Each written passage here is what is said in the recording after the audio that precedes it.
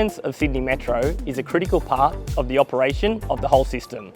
Not only does it ensure the safety, reliability and efficiency of train operations, it is a key example for the advantages of Alstom trains, signalling and maintenance for customers operating on the One network.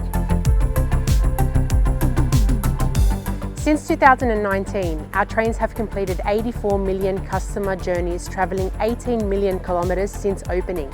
That's 3 times to the moon and back. Alstom has been maintaining the fleet of 22 Metropolis trains and our CBTC Urbalus 400 system from the Rouse Hill depot. With the opening of the city extension, we'll now be maintaining 45 Metropolis trains and the CBTC Urbalus 400 to the city with a new depot in Sydenham.